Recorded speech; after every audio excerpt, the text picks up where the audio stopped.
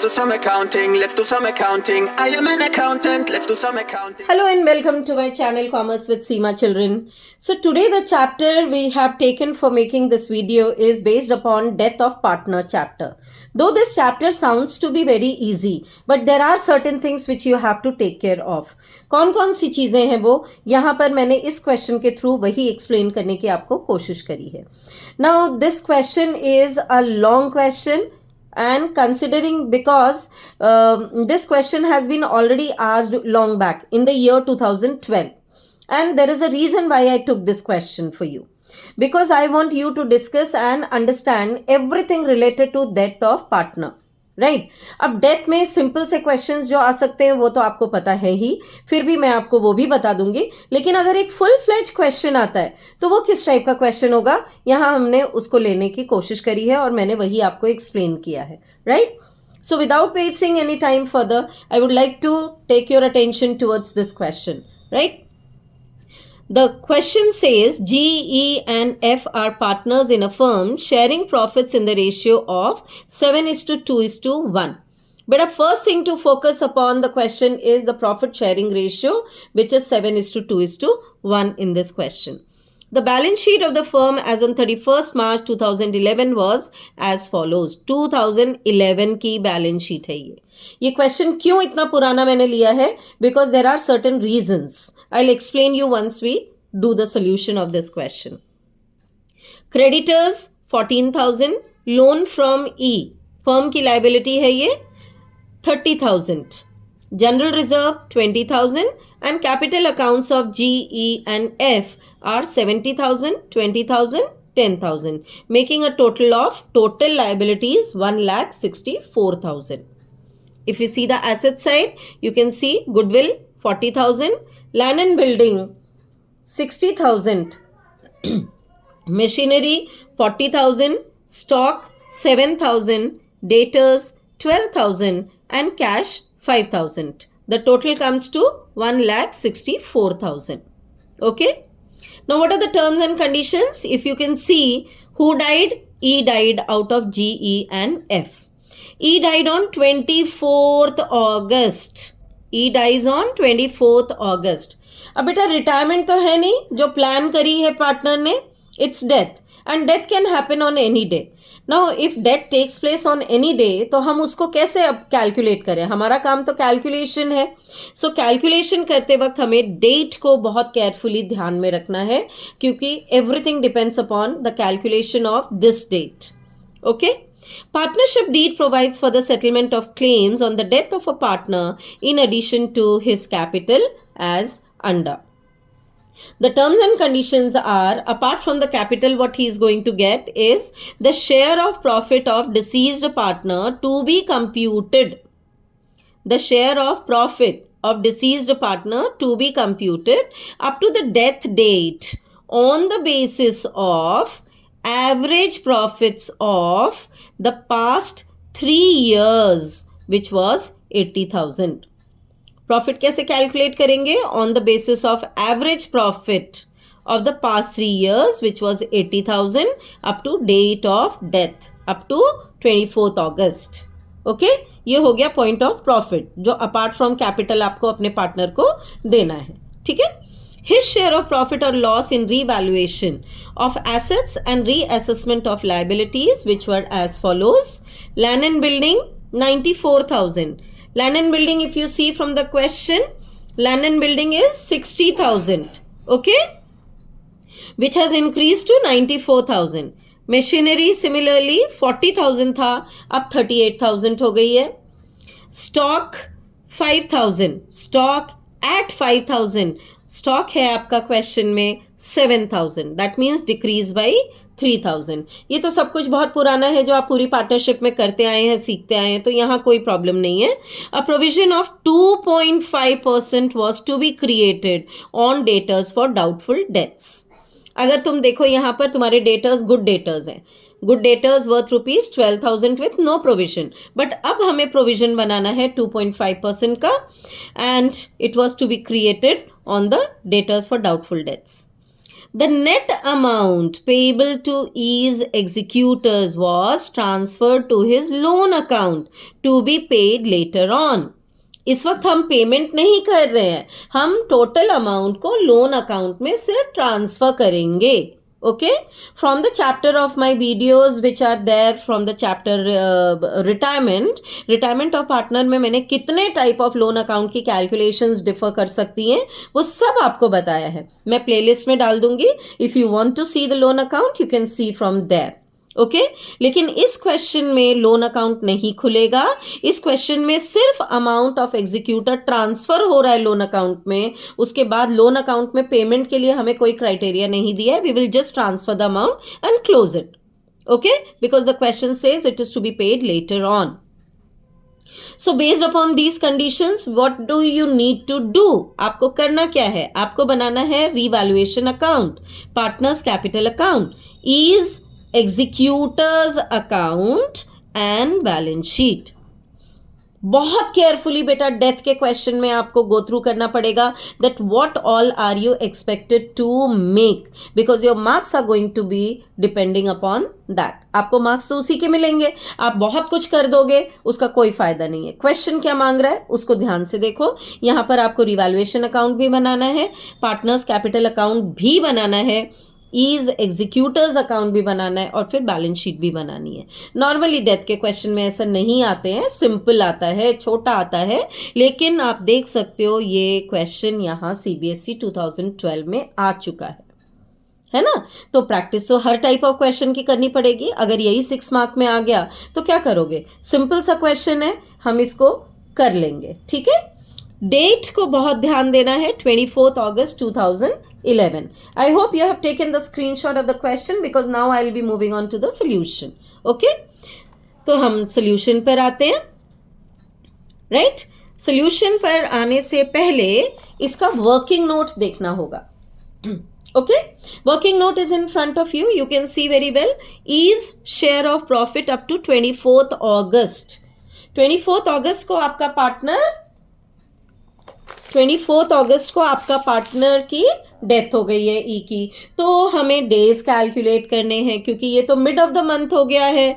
अब mid of the month होने के बाद हमें देखना पड़ेगा number of days from April कितने हैं. You very well know April has got 30 days, तो हम 30 डेज अप्रैल के ले लेंगे, 31 डेज ऑफ मई ले लेंगे, जून के 30 डेज ले लेंगे और ऐसे ही हम जुलाई के भी 31 डेज ले लेंगे. ठीक है, यहाँ तो पूरे महीने 4 महीने उसने काम किया ही है. अगस्त में 24th को उसकी डेथ हो गई. अगस्त में 24th को उसकी डेथ हो गई तो 24th तक उसने काम किया. हम 24 डेज अगस्त के दे देंगे. राइट, एंड ये कैलकुलेट करेंगे आप विच कम्स टू 146 डेज. तो उसकी जो भी कैलकुलेशन ऑफ प्रॉफिट होगी वो बेस्ड अपॉन होगी 146 डेज के हिसाब से. ओके, अब हमें कंडीशन क्वेश्चन के कंडीशंस में कहा गया था that average profit of last 3 years which comes to ₹80,000. So straight away उन्होंने कैलकुलेट करके हमें दे ही दिया है. तो 80,000 आपने लिया, 146 अपॉन 365 किया, because in a year total 365 days आपके होते हैं जिसमें से 146 डेज आपको ई को पेमेंट करनी है. राइट, 7:2:1 का शेयर है if you haven't forgotten. Right, E की डेथ हुई है तो 2/10 का शेयर है ई का. हम ई की कैलकुलेशन करते हैं. ई की कैलकुलेशन यहाँ करते हैं 80,000 इंटू 146/365 डेज एंड 2/10. ठीक, ये अमाउंट आया 6400. तो ये हो गया प्रॉफिट का शेयर जो उसको मिलेगा. ठीक है, अब बेटा ये जो शेयर जाएगा पार्टनर्स कैपिटल अकाउंट में उसके, ये जाएगा through P&L suspense account because profit for the year has still not been received. वो प्रॉफिट हमें कब मिलेगा? 31 मार्च 2012 को. Mid of the year death हो गई है. So till this date we have taken the average कि हमारे पिछले लास्ट 3 years में जो प्रॉफिट आया, अकॉर्डिंग टू दैट हम मोर और लेस उतना ही प्रॉफिट नेक्स्ट ईयर में कमाएंगे. On the basis of that आपने एवरेज प्रॉफिट के हिसाब से ई की पेमेंट करी. ठीक है, तो ये क्योंकि करेक्ट प्रॉफिट नहीं है, एक्चुअल प्रॉफिट नहीं है, इसलिए ये एक अजम्पशन है.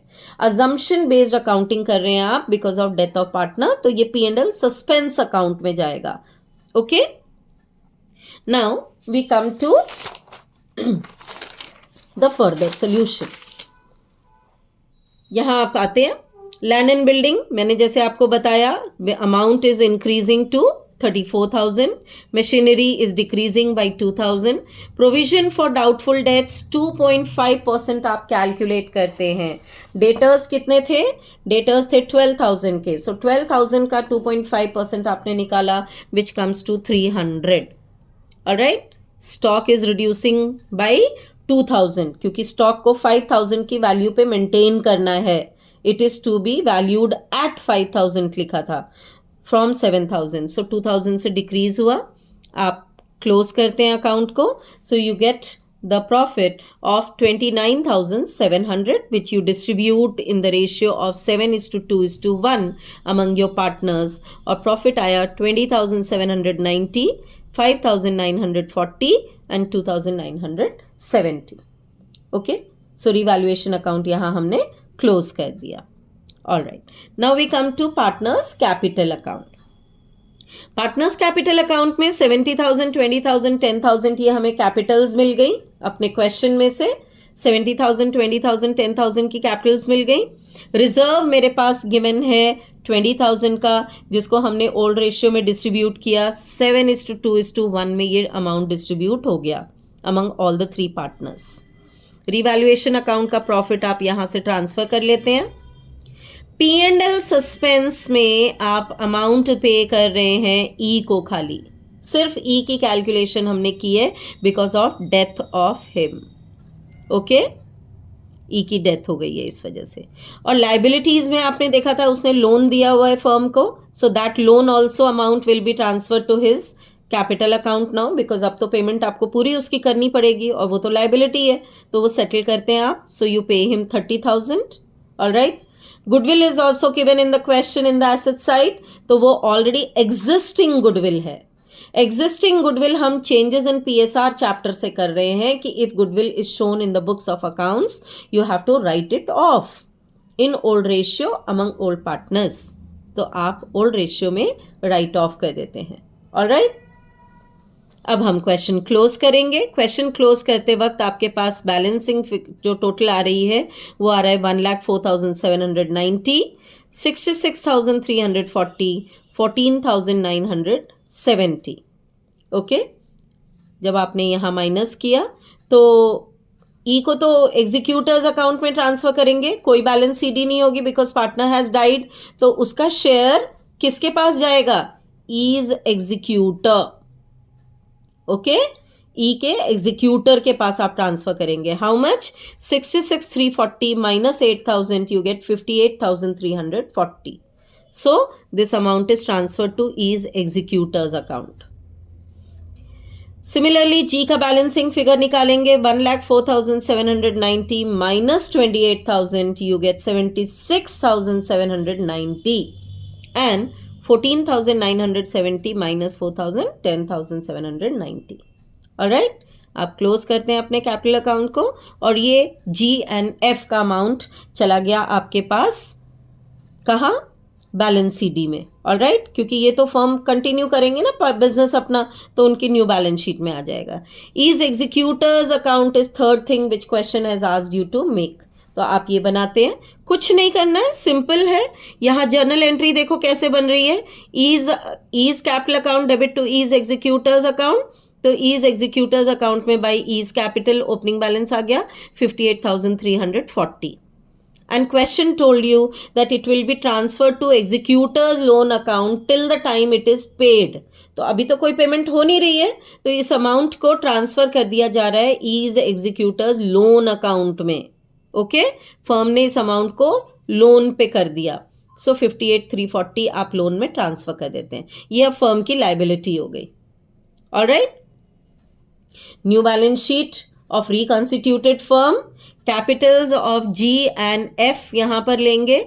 G की कैपिटल हो गई 76,790, 76,790. ये F की कैपिटल हो गई 10,970. ये राइट, ये दोनों की कैपिटल्स आ गई. क्रेडिटर्स हो गए आपके 14,000 के. क्रेडिटर्स नो चेंज था, so same amount has been brought here. E's executors loan amount, this 58,340 will now become the next liability of the firm. तो वो आप यहाँ पर शो करेंगे. ठीक है. एसेट्स में आते हैं.